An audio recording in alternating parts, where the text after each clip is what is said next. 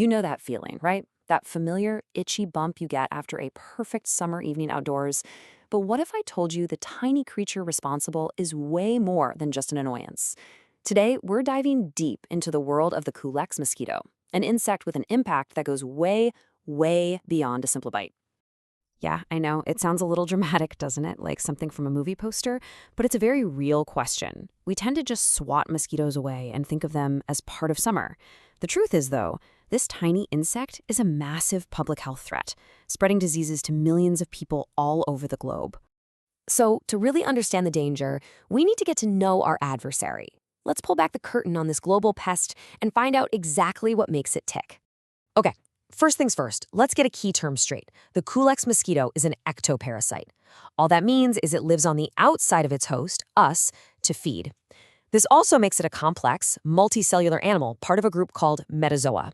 It's not a single-celled protozoan like the parasite that causes malaria. And that's a crucial distinction. The mosquito itself isn't the disease. It's more like a highly efficient flying delivery vehicle for it. So where does this little guy fit into the grand scheme of things?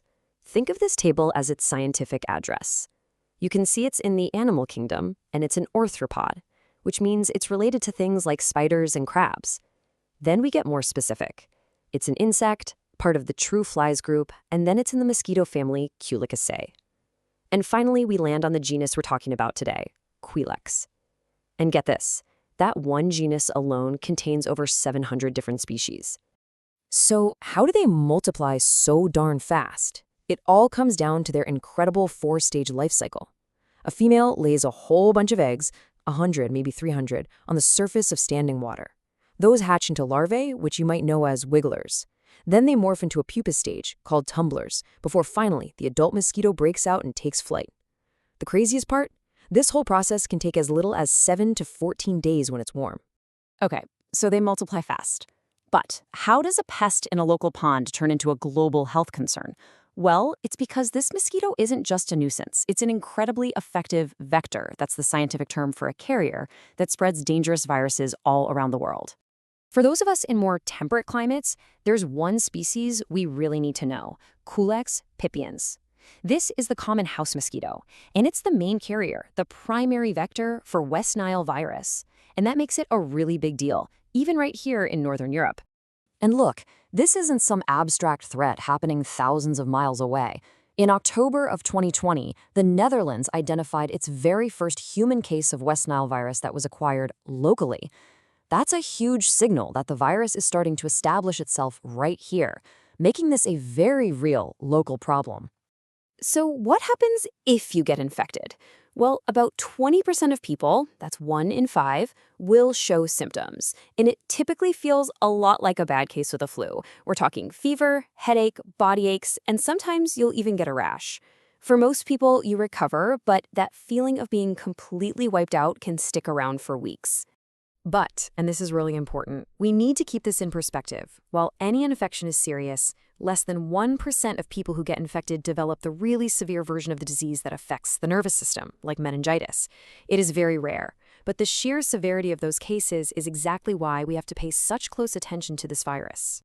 So how does this whole thing work? How does the virus actually spread?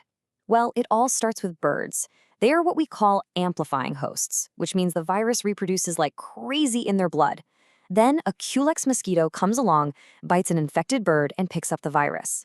From there, it can pass it on to humans or even horses.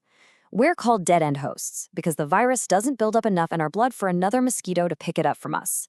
So the mosquito is literally a bridge vector, carrying the virus from the bird world over to us. Knowing the enemy is half the battle, right? So now that we understand the problem, let's talk about our lines of defense. How do we diagnose West Nile virus? How do we treat it? And, most importantly of all, how do we prevent it from happening in the first place? Finding this virus means you have to use the right tool for the job.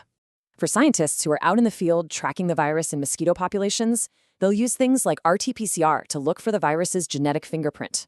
But for a doctor trying to figure out if a patient is sick, they'll typically use a blood test, a serologic test, that looks for the specific antibodies, kind of like wanted posters, that our own immune system creates to fight the infection. Now, when it comes to treatment, this is a really key point. There is no magic pill. There's no specific antiviral drug that cures West Nile virus. It doesn't matter if you're in the Netherlands or the US, the global standard of care is what we call supportive care. That just means rest, lots of fluids, and pain relievers to help you manage the symptoms. For those very rare, severe cases, that's when hospitalization is needed for more intensive support. And all of that is exactly why prevention is our single best weapon.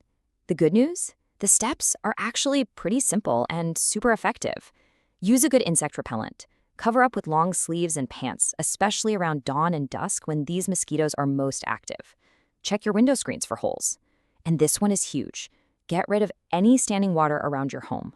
We call that source reduction, and it's the absolute best way to stop mosquitoes from breeding near you. So that's what we can all do right now. But what about the future? Well, the fight against mosquitoes is entering a whole new era. Scientists are developing some truly groundbreaking technologies that could completely change this arms race with nature.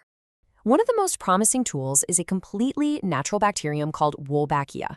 Scientists are using it in two really clever ways. The first is population suppression, where they release infected males who then mate with wild females, but their eggs don't hatch. The other strategy is population replacement, where the bacteria spreads through the mosquito population and actually works like a biological firewall, blocking viruses like West Nile from ever replicating inside the mosquito. Pretty cool, huh? And if that wasn't futuristic enough for you, we're also heading to the genetic frontier. Using tools like CRISPR, scientists are creating something called the gene drive. This is an incredibly powerful technology that can basically hit the fast-forward button on evolution, spreading a specific trait, like sterility or being unable to carry a virus, through an entire wild population at incredible speed. It's a highly targeted way to take control. And all of this incredible science brings us to one huge final question. We may soon have the technology to completely change or maybe even eradicate a species like the Culex mosquito. So the question is no longer just can we, it's should we? What are the ripple effects on the ecosystem? It's a massive debate with no easy answers. By the way, everything we've covered in this explainer was compiled using a Gemini deep search. If you want to dive even deeper and check out the science for yourself, you can find a complete detailed list of all our sources in the Notebook LM document. We've linked it for you in the description. So, if you found this breakdown interesting and maybe learned a thing or two, please consider hitting that subscribe button for more explainers just like this one. And hey, I'm really curious. What do you think about that final question? Let us know in the comments below. Thanks so much for watching.